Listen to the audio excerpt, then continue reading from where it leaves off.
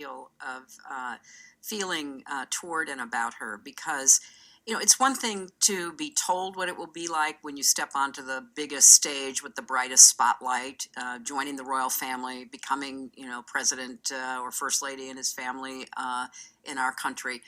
And yet it still is really hard to imagine. It takes some getting used to have your every move scrutinized and analyzed, and frankly things made up about. And I really wish her and her husband the very best, because they are struggling to have a life of meaning and integrity on their own terms.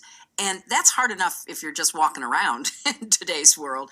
But if you're on that big a platform, it's really difficult. But you do think gender and race are coming Absolutely. together? Yes. I think, absolutely. I don't think there's any doubt of it. I think even, if you go back and look at social media from the time the engagement was announced, race was clearly an element in it. And to think that some of your, what we would call mainstream media, actually allowed that to be printed in their pages or amplified was heartbreaking and wrong.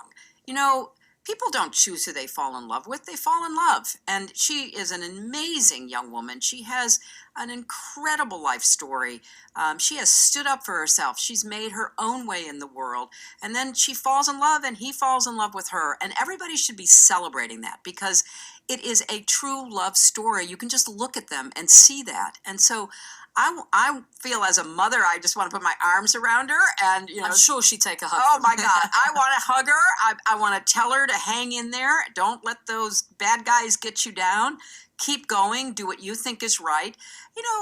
It's not easy. And there are some techniques that can be learned along the way. Some humor, some deflection, whatever, which I'm sure that, she will come to. But it is tough what she is going through, and I think she deserves a lot better.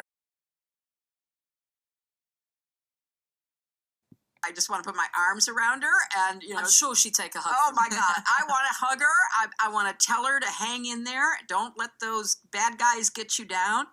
Hillary Clinton made a wish to hug Meghan Markle, and now we're learning that wish actually came true. The Daily Mail reports that Clinton paid a visit to Meghan and Harry's Frogmore Cottage on Tuesday after being secretly invited by the Duchess of Sussex herself. News of their meeting comes a few days after Clinton raved about Meghan on BBC Radio 5 Live. That was while discussing the British tabloids' attacks against her. A source confirms to the outlet that the women shared a hug before spending the afternoon together. They reportedly hit it off, even discussed the letter that Meghan wrote to Clinton when Meghan was 11, demanding to remove a sexist dishwasher soap advertisement. We've talked about that before. The source adds that both women have a lot of admiration for each other and that they are mutual fangirls of each other as well. The source goes on to describe the meeting as very sweet. Meghan and Harry's 7-month-old son Archie also joined the ladies, and Clinton reportedly got some cuddles in with the royal baby while she chatted about her own baby grandson, Jasper. Clinton's been vocal about her support for Meghan amid the media scrutiny that she's been receiving.